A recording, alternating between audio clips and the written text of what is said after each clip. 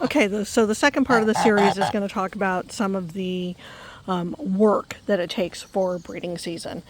So there's a lot of emotional strain to it. It is definitely not for the faint of heart.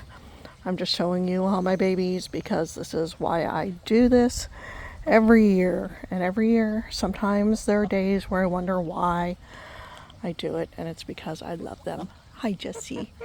Hi, sweetheart. So, the boys are going to get possessive and territorial. And if you're part of the flock, they're usually going to be nice to you if you're a female, but if you're a male, they're definitely going to attack or at the very least kind of hiss you away. My boys are all very soft-suited,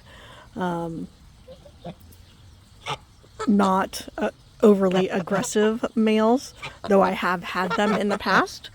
So it is something to take note of. The girls will become more and more aloof because they'll be listening to their man and letting them know that it's their time to be a goose, and you have to be okay with that. So see, here comes Dorian. He's going to come over and kind of set the rules.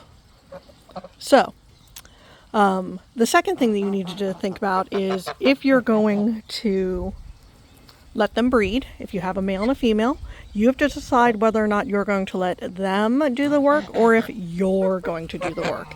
And this goes back to the goals.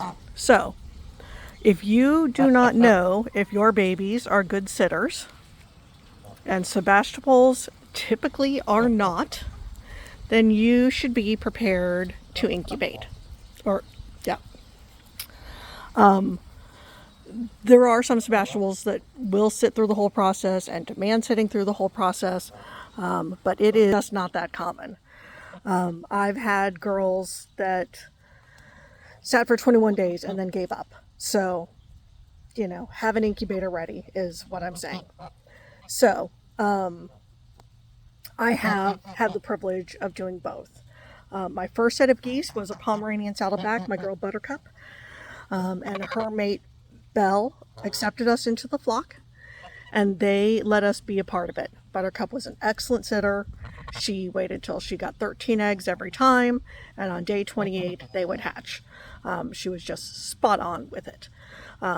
And most of my Sebastopol girls, their eggs do sit every 28 days. I've only had 1 year where things have gone longer, and that was because we had a very rainy season, and I think things just weren't developing necessarily as correctly. It was kind of a crappy season altogether. Which brings us to the other point. So if you are not prepared to deal with eggs quitting, not hatching, babies having issues hatching, you need to make sure that you have a mentor available to you, because it is emotionally not easy. So anyway, like I said, I'm going to step back. So the first year that we had geese that we decided to let them have babies, Buttercup had 10 eggs that year. It was her first year. We had 5 hatch, and she killed 2 of them purely by accident. She stepped on them. She didn't know what to do. She didn't, she's never been a mom before, and it set her tone for the rest of her life. She loved sitting, but as soon as they hatched out of the egg, she would just stand there because she didn't want to hurt them, and she didn't know what to do with them. And she never raised babies because she just doesn't. And in the goose world, the males raise the babies. Some of the females will be involved, but it's predominantly a gander role. I'm going to switch over to Dorian, right up in my business. He's like, you're talking about me. Yeah. Get a little love and attention here. All right. My second year, Buttercup and Belle again laid eggs, sat, did the whole thing. My girl Xena, she was a Sebastopol. She sat 21 days, and as soon as Buttercup's eggs hatched, she stole all the babies and decided she wasn't sitting anymore. So Buttercup went to go sit on her eggs, which I refused to let her, because the girls get very thin while they sit. They don't eat a lot. They gain all their winter weight before they start sitting. That's why they get super heavy.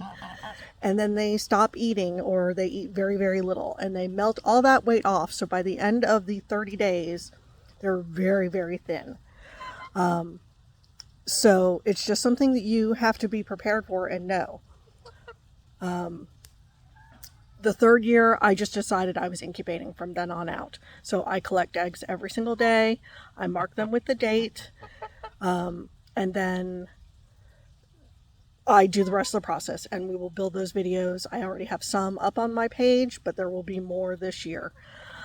If you are going to let your geese sit, I still recommend going into the nest every day and mark the eggs, so that should something become contaminated, or should, like when you candle, if you aren't seeing things look quite right, or if your goose stops sitting and you have to move to an incubator, then at least you know how long the eggs have been progressing and you're not guessing. So that would be my biggest recommendation out of this video.